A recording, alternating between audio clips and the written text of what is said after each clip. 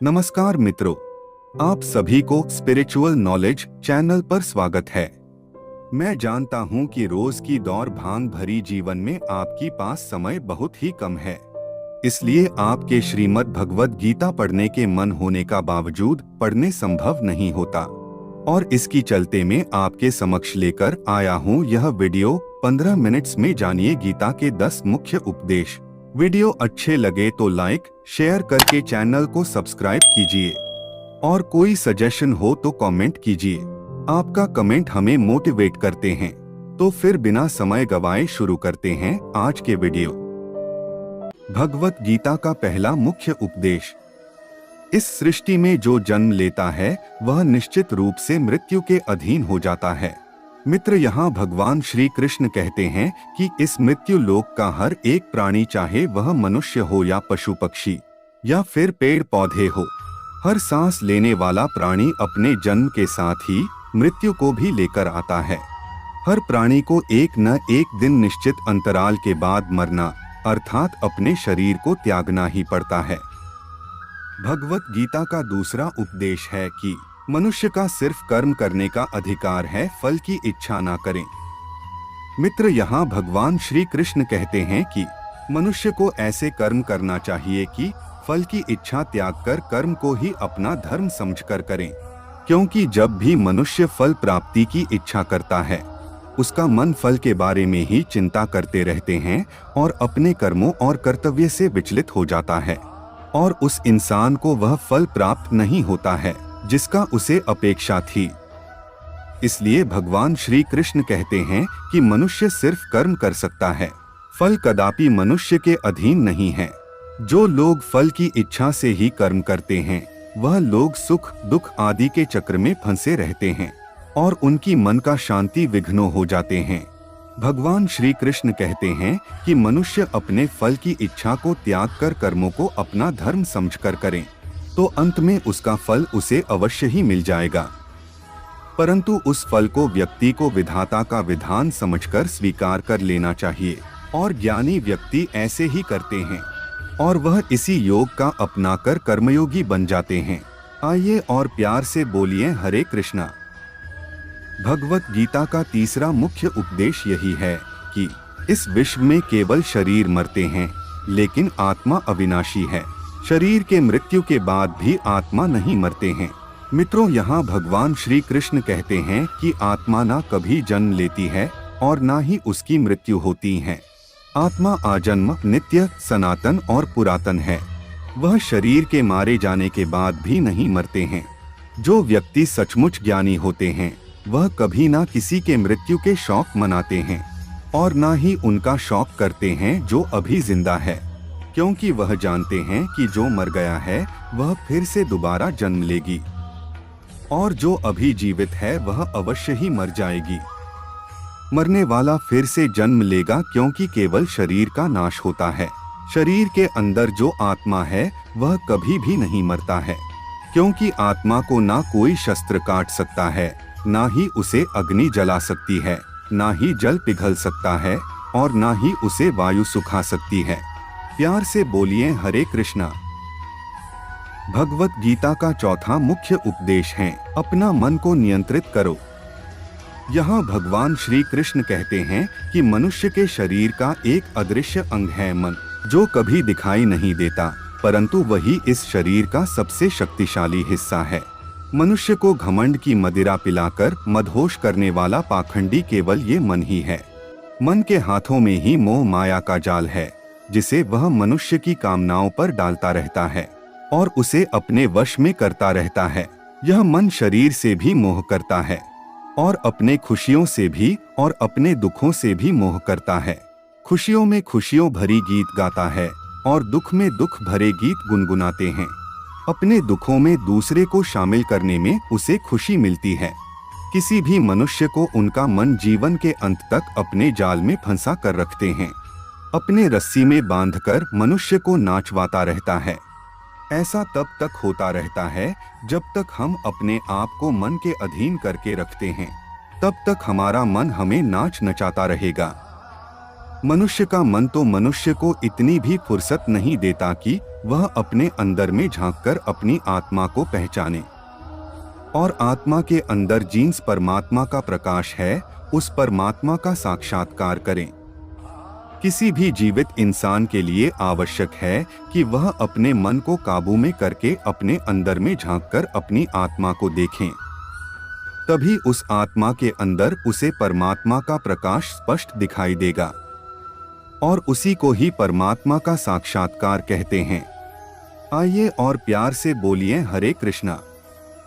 भगवत गीता के 5वीं उपदेश में भगवान श्री कृष्ण कहते हैं कि मनुष्य का शरीर एक रथ की भांति है, और आँख, कान, नाक, जिह्वा और त्वचा इन इंद्रियों आदि जैसे रथ को चलाने वाले सारथी के हाथों की रस्सी, वह सारथी ही हमारा मन है, और उस रथ में बैठे हुआ स्वामी वही हमारा आत्मा है।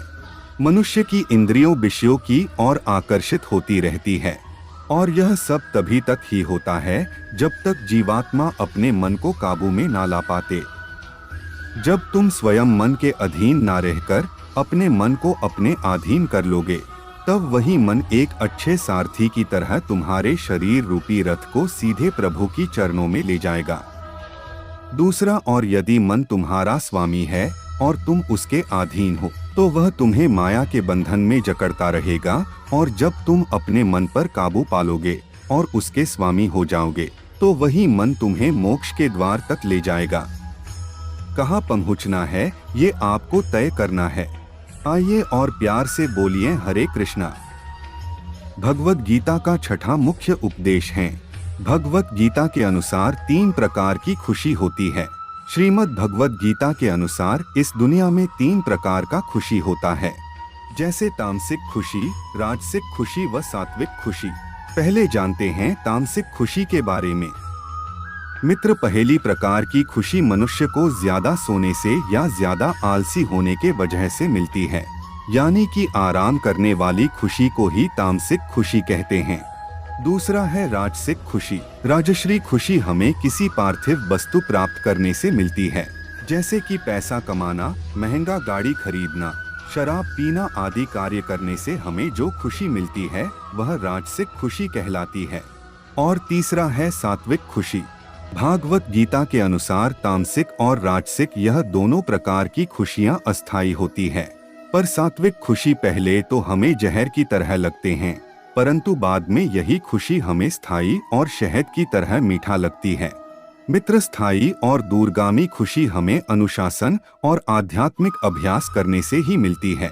इसी को हम सात्विक खुशी कहते हैं। मित्र, आप ज्यादातर किस तरह का खुशी में होते हैं? वीडियो के लास्ट में हमें कमेंट करके जरूर बताइएगा। प्यार से बोलिए हरे कृष्णा। भगवत गीता की 7वां उपदेश में भगवान श्री कृष्ण कहते हैं कि इस संसार में केवल 2 ही वस्तु है, एक शरीर और दूसरा है उस शरीर में रहने वाला शरीरी, जिसे हम आत्मा भी कहते हैं। इस शरीर में रहने वाला आत्मा रूपी जो शरीरी है वह कभी भी नहीं मरता है। दूसरी ओर जो शरीर है वह सदा के लिए रहता भी नहीं है। आत्मा एक शरीर छोड़ते हैं और दूसरे शरीर धारण कर लेते हैं, बिल्कुल ऐसे ही जैसे मनुष्य अपने पुराने टूटी फूटी मैला कपड़े उतारकर नए कपड़े धारण कर लेता है। आत्मा नित्य है, इसलिए वह नहीं बदलता है, परंतु शरीर नाशवान है, इसीलिए एक ही आत्मा कोई शरीर बदलते हैं। इसलिए हर जन्म में हमारी आत्मा नए नए शरीर धारण कर लेती है। मेरे साथ प्यार से बोलिए हरे कृष्णा। श्रीमद् भागवत गीता की 8वीं उपदेश है कि प्रारब्ध केवल मात्र मनुष्य को ही बनता है। मित्र, यहाँ पर भगवान श्री कृष्ण कहते हैं कि अगर कोई सांप किसी मनुष्य को अकारण काटते हैं तो उस सांपों को उसका पाप नहीं लगता है, और ठीक उसी तरह शेर जब दूसरे जानवर के हत्या करता है तो उसका भी उसे पाप नहीं लगता है। दूसरे और बकरी का उदाहरण लीजिए। बकरी किसी का हत्या नहीं करती है और सिर्फ घास फूस खाती है, तो इसका मतलब यह नहीं है कि वह केवल पुण्य का भागी बनती जा रही है, क्योंकि कि पाप पुण्य की लेखा जोखा अर्थात प्रारब्ध केवल और केवल मनुष्य को ही बनता है। मित्रों, इसका अर्थ यही है कि अगर कोई पशु किसी की अकारण हत्या कर देता है तो उसका उसे पाप नहीं लगता, लेकिन कोई मनुष्य अगर किसी भी जीवित प्राणी की अकारण हत्या कर देता है तो उसे उसका पाप अवश्य लगेगा, क्योंकि इस पृथ्वी लोक पर समस्त प्राणियों को भीतर इंसान ही ऐसा एकमात्र प्राणी है जो विवेकशील है और वह अच्छा बुरा की पहचान कर सकता है। एक मनुष्य को छोड़कर अन्य कोई प्राणी ऐसा नहीं कर सकता। इसीलिए जब मनुष्य को अपने पाप और पुण्य भोग करने बाकी रह जाता है तब दोबारा उसे फिर से मनुष्य की योनि में भेज दिया जाता है। प्यार से बोलिए हरे कृष्णा। श्रीमद् भागवत गीता के 9वें उपदेश हैं कि एक ही कर्मों किसी के लिए पाप बन जाता है और दूसरे के लिए पुण्य बन जाता है। मित्र, अगर कोई इंसान किसी कमजोर और बूढ़े व्यक्ति का धन लूटने के लिए उसकी हत्या कर देता है तो उस व्यक्ति को निश्चित ही उसके द्वारा किए गए कर्मों का पाप लगता है। और यदि कोई दुष्ट मनुष्य किसी स्त्री के साथ जबरदस्ती बलात्कार करने की कोशिश कर रहा है तो उस स्त्री की रक्षा करने के लिए अगर कोई व्यक्ति उस दुष्ट मनुष्य की हत्या कर देता है तो उसका उसे पाप नहीं लगता है बल्कि पुण्य लगता है। कर्म तो वही हो रहा है, किसी की हत्या करना, परंतु उस कर्म के पीछे की भावना क्या है और करने वाला की नियत क्या है, इसी के फर्क से ही एक ही कर्मों किसी के लिए पाप हो सकता है और दूसरे के लिए पुण्य हो सकता है। जिस भावना और नियत से मनुष्य कर्म करता है उस नियत के कारण एक ही कर्म किसी के लिए पाप बन जाता है और किसी के लिए पुण्य बन जाता है। कर्म के यह ज्ञान द्वारा ही मनुष्य की किए गए कर्म और अकर्म की पहचान होती है। मित्रों, इसका अर्थ वही है कि मनुष्य जब निष्काम भावना से कर्म करता है तो उस कर्म का फल उसे नहीं भोगना पड़ता है, इसीलिए वह अकर्म हो जाता है। कर्म उसे कहते हैं जिसे सकाम भाव से फल की इच्छा से किया जाता है। उसका फल मनुष्य को उसका कर्मों के अनुसार अवश्य मिलता रहता है। अच्छे कर्म का फल अच्छा मिलता है और बुरे कर्मों का बुरा फल मिलता है। आइए और प्यार से बोलिए हरे कृष्णा। श्रीमद् भागवत गीता का 10वां उपदेश है, हर मनुष्य का प्रथम धर्म क्या है और अपने धर्म का विधान मनुष्य खुद बनाता है। मित्रों, इसका अर्थ समझाते हुए भगवान श्री कृष्ण कहते हैं कि धर्म का जो विधान है अगर उसे किसी दूसरे व्यक्ति ने बनाया हो तो वह तुम्हारा धर्म नहीं हो सकता है। तुम्हारा धर्म वही है जिसे तुमने स्वयं बनाए हो, जिसे तुम्हारी आत्मा ने स्वीकार किया हो। धर्म एक व्यक्तिगत विषय है जिसका फैसला व्यक्ति को खुद लेना पड़ता है। इसका बारे में मैं आपको एक उदाहरण देकर समझता हूँ। मित्र, मान लीजिए अगर कोई गांव पर डाकू हमला करते हैं और उस गांव की सारी लड़कियों को अपहरण कर रहे हैं और उसी समय इस गांव का किसी का पिता मृत्युशैया पर पड़ा अंतिम सांस ले रहा हो और अपने पुत्र से बार बार पानी के एक एक घूंट मांग रहा हो, तो उसे उस समय यानी कि उस पुत्र का क्या धर्म होना चाहिए?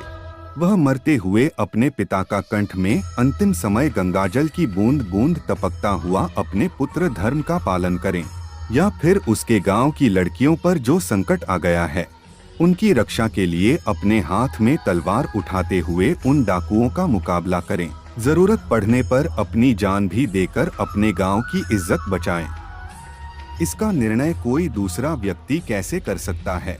इसी को धर्म का दोहरा या धर्म संकट भी कहते हैं। इसी स्थिति में वह व्यक्ति क्या करेंगे उसका फैसला कोई और व्यक्ति नहीं कर सकता है, बल्कि यह निर्णय उसे खुद को ही लेना पड़ता है कि उस समय उसका प्रथम धर्म क्या है। उस समय उसकी अंतरात्मा जो आवाज देता है वही उसका प्रथम धर्म है। इसलिए मित्र, हर व्यक्ति का धर्म व्यक्तिगत होता है और मनुष्य अपने धर्म का विधान खुद बनाता है। आज के लिए इतना ही। वीडियो अच्छे लगे तो लाइक, शेयर और चैनल को सब्सक्राइब करके सपोर्ट कीजिए। आपकी सपोर्ट हमें ऐसे वीडियो बनाने मोटिवेट करते हैं। मिलते हैं अगले वीडियो के साथ। अच्छे रहिए, खुश रहिए। जय श्री कृष्ण।